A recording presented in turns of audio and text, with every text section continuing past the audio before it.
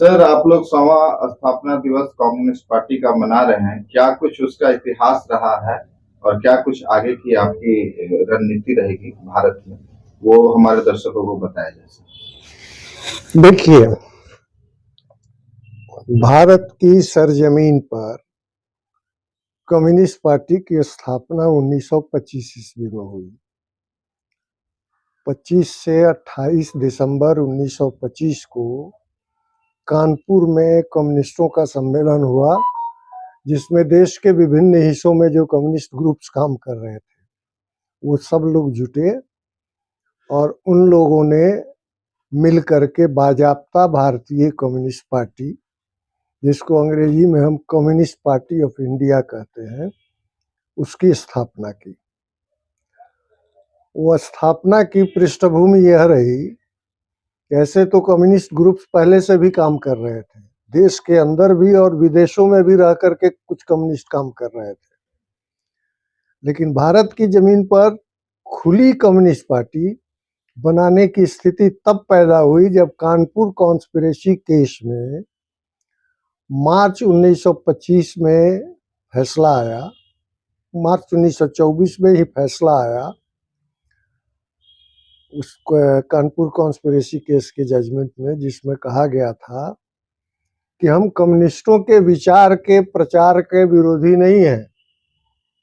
सजा जो दी जा रही है, ये सजा इसलिए दी जा रही है कि उन लोगों ने ब्रिटिश सम्राट के खिलाफ साजिश की है। इससे क्लू लेकर के लोगों ने यहाँ पर कम्युनिस्ट विचार को लेकर के अलग से पार्टी खड़ी करने का काम किया, जो खुले रूप से काम करे। बावजूद उसके दमन का सिलसिला अंग्रेजों का जारी रहा। विधिवत प्रतिबंध नहीं था, लेकिन कम्युनिस्ट गतिविधियों पर नजर रखी जा रही थी। कम्युनिस्ट गतिविधियों में हिस्सा लेने वालों को गिरफ्तार किया जा रहा था, तरह तरह की दमनात्मक कार्रवाइयां की जाती थी। इसलिए तब कम्युनिस्टों ने भी रास्ता अपनाया कि वो कांग्रेस के भीतर भी काम कर रहे थे। अलग अलग मजदूर किसान पार्टियां, वर्कर्स एंड पेजेंट्स पार्टी बनाकर काम कर रहे थे। किसान सभा के अंदर काम कर रहे थे, जो बिहार में जैसे स्वामी सहजानंद ने सरस्वती के नेतृत्व में 1929 में स्थापना हुई थी किसान सभा की। उसके पहले से किसान आंदोलन चल रहा था उत्तर प्रदेश में और बिहार में भी। 1929 में बाजाप्ता किसान सभा की स्थापना हुई थी, उसके अंदर काम करते थे। आगे चलकर फिर कांग्रेस सोशलिस्ट पार्टी बनी, उसके अंदर काम करते थे। चूंकि इनके ऊपर नजर रखी जा रही थी, इनको काम नहीं करने दिया जा रहा था। अंततोगत्वा तब बिहार में 1939 में कम्युनिस्ट पार्टी की स्थापना हुई। देश में 25 में होती है, बिहार में 39 में होती है, लेकिन गतिविधियां लगातार जारी हैं।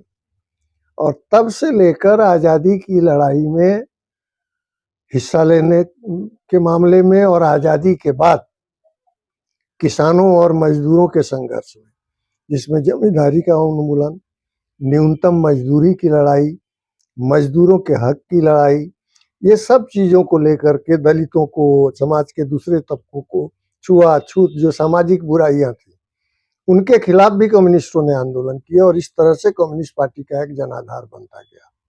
आगे के दिनों में जब हमने भूमि संघर्ष का नारा दिया, सरकार तो कानून बनाती थी, जमींदारी उन्मूलन कर दिया, मिनिमम वेजेज एक्ट बना दिया, लेकिन उसको इम्प्लीमेंट करने में आनाकानी करती थी। उसमें सरकार में बैठे हुए जो सामंती तत्व थे वो, प्लस प्रशासन में, एडमिनिस्ट्रेशन में जो उनके नुमाइंदे थे वो, जुडिशियरी में उनके नुमाइंदे थे वो, ये सब इन प्रगतिशील कानूनों को लागू करने में अड़चने डालते थे।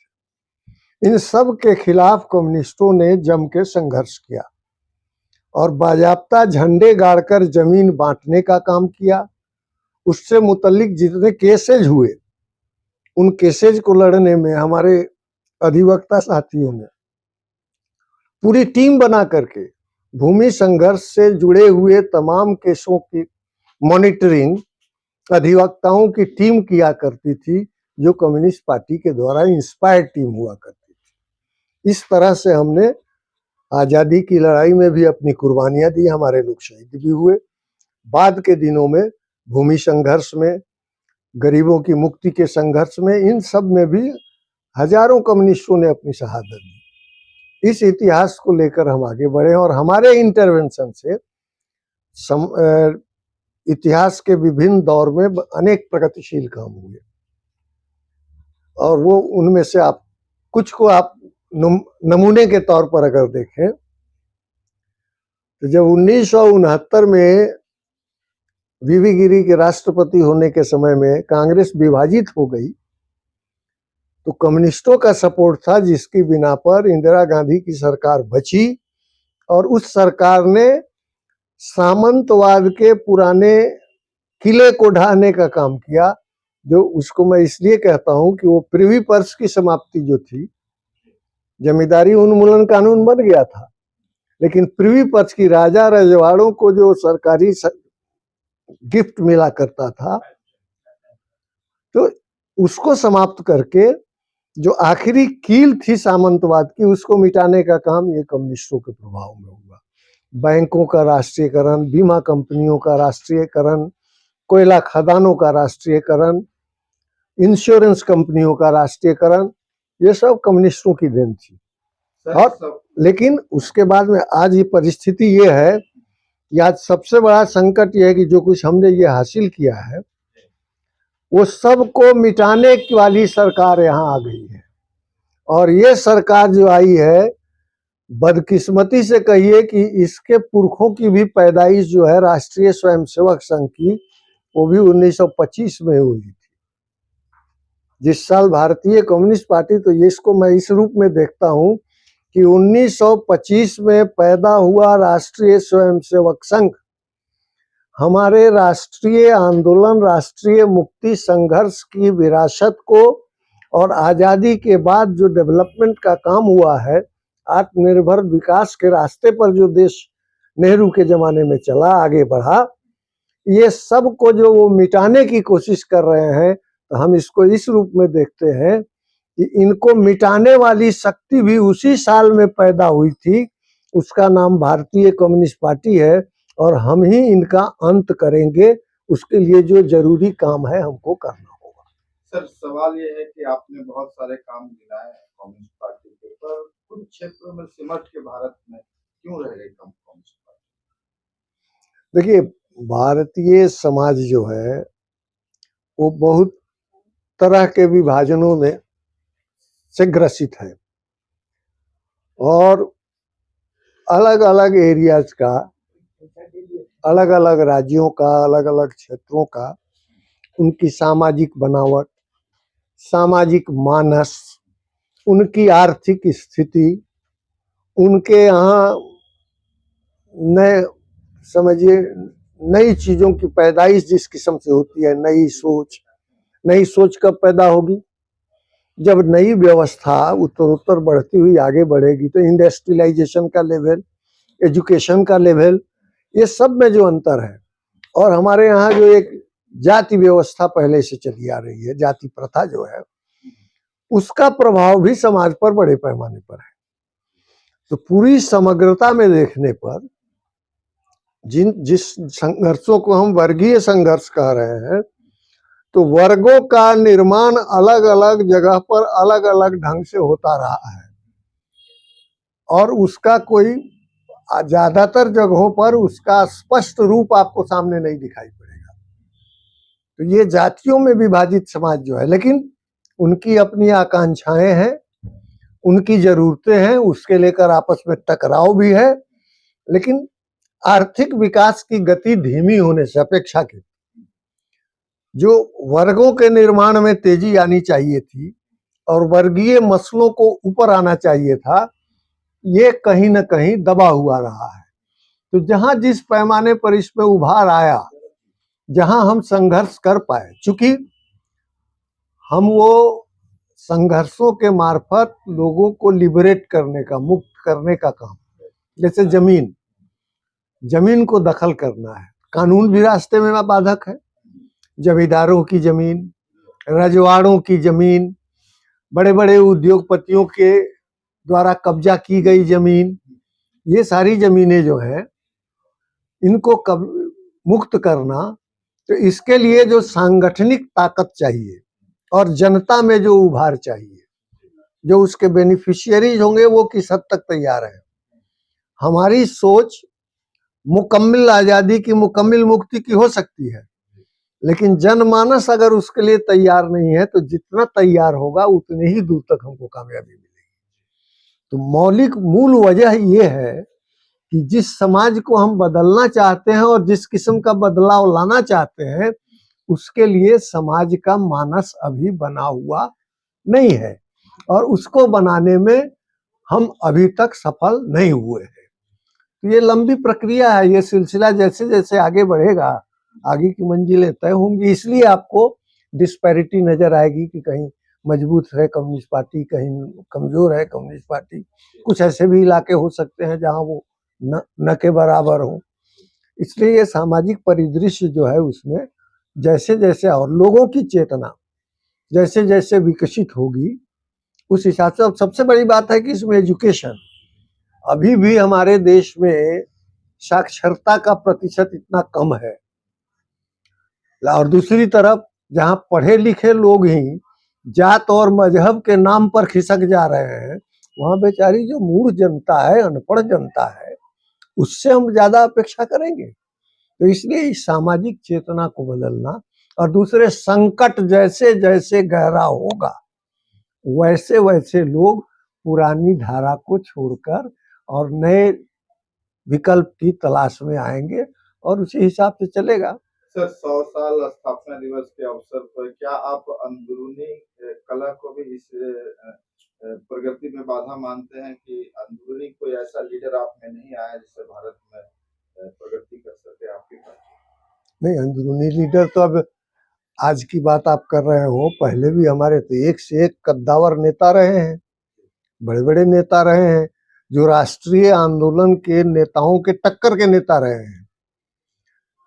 तो उस अनुपात में हम बढ़े हैं, लेकिन ये भारत का राष्ट्रीय आंदोलन जो था इसमें सिर्फ हम ही भागीदार नहीं थे, हमारा एक कोना था। हम कम्युनिस्ट भागीदारी हमारी थी, लेकिन उससे भी बड़ी भागीदारी वाले लोग थे ना। गांधी जी की रहबरी में कांग्रेसी, समाजवादी, कम्युनिस्ट, तमाम विचारों को लोग एक ब्रॉडर अम्ब्रेला के अंदर इकट्ठे थे, और उस ब्रॉडर अम्ब्रेला के अंदर जो कार्रवाइयां हुई तो हमारे नेता भी उस कद के थे। लेकिन सब लोग तो गांधी नहीं हो सकते थे ना, सभी कांग्रेसी तो गांधी नहीं हो गए। आज जो दूसरे लोग भी विवाद उठाते हैं, पटेल तो गांधी नहीं हो सकते थे, नेहरू भी नहीं हो सकते थे, गांधी तो एक ही हो सकते थे।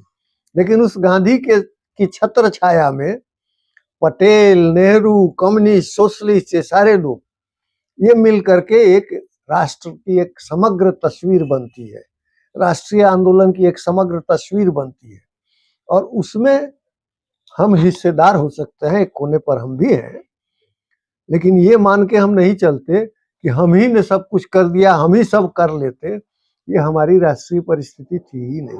विश्व के कई देशों में इस विचारधारा की पार्टियां चल रही हैं, इंडिया में कब आप मुख्य भूमिका में आएंगे? देखिए, मुख्य दिशा में असली सवाल है कि हम चाहते क्या हैं। ये जो समाज मुख्य रूप से जो मनुष्य के द्वारा शोषण पर आधारित जो समाज है, इसको अलग अलग वादों में नाम दे सकते हैं, पूंजीवाद है कि सामंतवाद रहा का। ये सभी व्यवस्थाओं में आदमी के द्वारा शोषण होता रहा है। हमारी परिकल्पना है कि आदमी के द्वारा शोषण न हो ऐसा समाज बनाना, नंबर एक। ऐसा समाज बनाना जहां मनुष्य का अपने श्रम पर अधिकार हो। हम जो श्रम करेंगे शरीर से या दिमाग से, हमको मजबूर ना होना पड़े कि हम बाजार में अपना श्रम बेचने को मजबूर हो। ये तय हम करेंगे कि हम श्रम कर सकते हैं। जैसे आप कंप्यूटर चला सकते हैं, आप मीडिया चला सकते हैं, फैसला आपके हाथ में होना चाहिए कि हम इसको कैसे करेंगे। असली आजादी वो होगी, नहीं तो अंबानी और अडानी की गुलामी करके ही मेरी मीडिया हाउस अगर चलाना है तो ये हमारी आजादी नहीं है।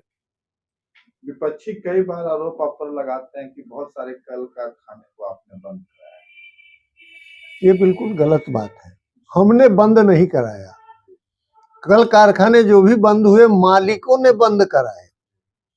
हमने तो मजदूरों के हकों की हिफाजत की लड़ाई लड़ी और मजदूरों का हक देने से इनकार करने वाले, मजदूरों का शोषण खत्म करने से इनकार करने वाले लोगों ने कारखानों को बंद कर दिया।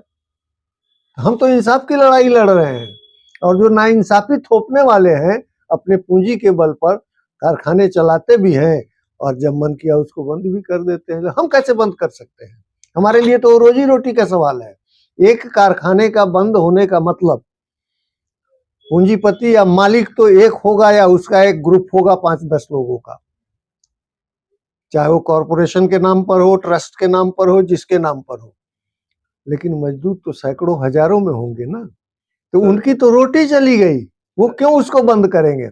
हाँ, लेकिन नाइंसाफी के खिलाफ जब आप लड़ाई लड़ते हैं तो सिर्फ आपको अपनी नौकरी नहीं अपनी जान तक भी देने को तैयार रहना पड़ता है। सर लास्ट सवाल, क्या कुछ आगे की आपकी पार्टी की रणनीति?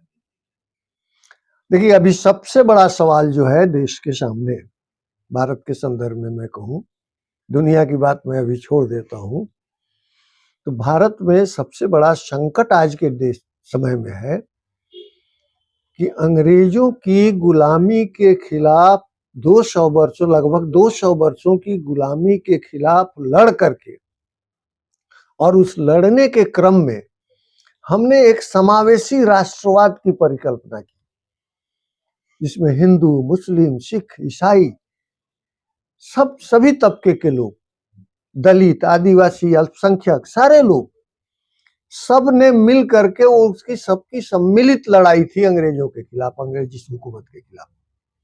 तो एक समावेशी राष्ट्रवाद बना कि हम सब एक हैं, और सब एक हैं तभी गांधी जी के कॉल पर वो संघर्ष गांवों तक पहुंच गया। गांधी जी कहीं उपवास करते थे, दूसरा कोई नेता इस देश में आज तक पैदा नहीं हुआ जो उपवास पर बैठ जाए तो उसके समर्थन में गांव में लोग भोजन न करें एक साथ। ये सिर्फ और सिर्फ गांधी थे। तो इसलिए समावेशी राष्ट्रवाद, उसको मिटाने की कोशिश हो रही है। गांधी को कहाँ लाके रख दिया है? तो मोदी जी ने गांधी जी को हार्पिक जो आता है ना, टॉयलेट क्लीनर, उसके ऊपर बना हुआ है, चश्मा एक बना हुआ है, आजकल खत्म हो गया है, बीच में चल रहा था।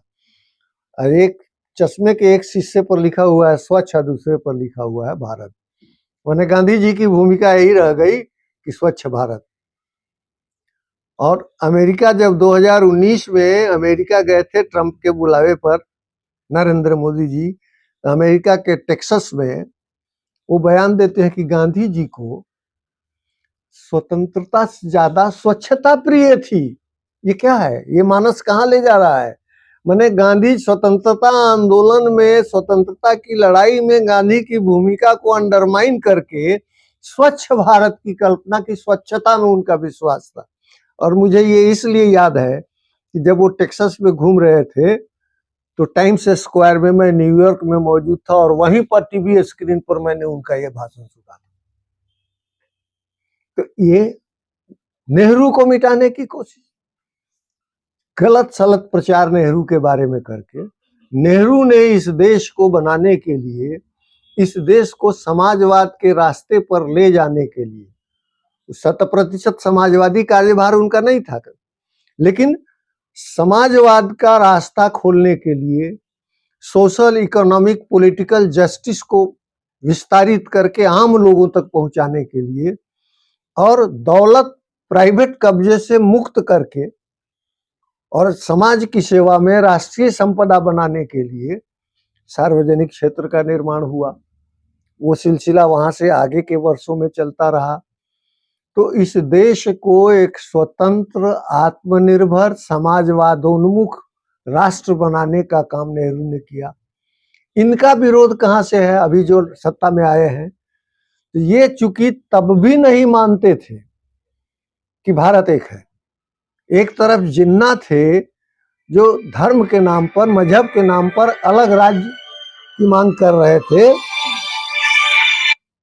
और दूसरी तरफ सावरकर थे, हिंदू महासभा के लोग थे। अब जब मैं सावरकर कहता हूं तो आरएसएस नहीं बोलता हूं, सावरकर हिंदू महासभा के थे, बाद में उनका संपर्क आरएसएस से हुआ है।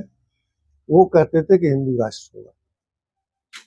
तो मतलब ये हिंदू राष्ट्र और इस्लामिक राष्ट्र का नारा जो देने वाले थे, उन्होंने गांधी के आंदोलन को नहीं माना, गांधी की स्वतंत्रता की स्कीम को नहीं माना, उन्होंने इस भारत के तिरंगा झंडे को नहीं माना। 53 वर्षों तक आजादी के बाद भी राष्ट्रीय स्वयंसेवक संघ के मुख्यालय नागपुर में ये तिरंगा नहीं फहराया गया। जब गद्दी मिल गई पहली दफा अटल बिहारी वाजपेयी को, तब नागपुर में पहली दफा झंडा फहराया गया। और उसके बाद से उस विराट, तो इनका संविधान के बारे में इनके जो गुरु हैं, गुरु गोलवलकर साहब लिखते हैं अपनी पुस्तक में कि ये जो है भारत का संविधान जो होगा ये विदेशी मॉडल पर बना हुआ है।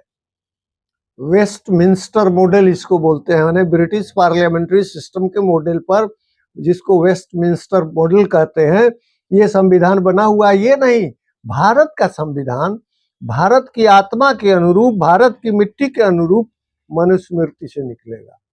और मनुस्मृति से निकलेगा तो उसका मतलब आप समझते हैं कि आज जितनी लड़ाइयां हमारे समाज में मनुवाद के खिलाफ, जिसको ब्राह्मणवाद भी कहा जाता है, माने जो ये समाज का स्तरीकरण जिस रूप में जातियों के आधार पर बांटकर ऊंच नीच, सीधे शब्दों में कहें, सपाट शब्दों में, तो ऊंच नीच में बांटकर जो इस समाज को रखा गया है, इस आधार पर यहाँ का संविधान बने। ये इसलिए पिछले चुनाव के समय तो आपने देखा भी कि संविधान बदलने तक की भी दुहाई दी जाने लगी, 400 से पार चाहिए। तो मैं उसको कहता था कि इनको 420 चाहिए ताकि आगे की 420 ये कर सके। हिंदुस्तान की जनता ने वो नहीं दिया, थैंक्स। और इसलिए तो संविधान को मिटाने की, लोकतंत्र पर हमले हो रहे हैं।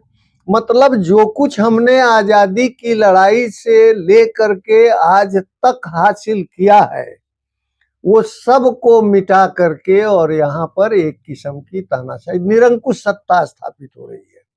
सब जगह सोचते हैं मोदी शाह, मोदी शाह। न भारतीय जनता पार्टी फिगर में आती है, न सरकार फिगर में। वो मोदी शाह, मोदी की गारंटी, मोदी मैजिक, ये सब क्या है? व्यक्तिवाद की तरफ बढ़ता हुआ निरंकुश सत्ता की तरफ बढ़ रहे हैं। ये सबसे बड़ा खतरा है जो इस मुल्क की एकता और अखंडता के लिए, सामाजिक समरसता के लिए, इसकी प्रगति के लिए और इसकी राष्ट्रीय संपदा को जिस तरह से औने पौने भाव लुटाया जा रहा है, कारपोरेट घरानों के, यार पूंजीपतियों के हवाले किया जा रहा है, ये सबसे बड़ा खतरा है। और विरोध में जो आवाज उठती है तो सबके खिलाफ संवैधानिक संस्थाओं का इस्तेमाल, छापेमारियां।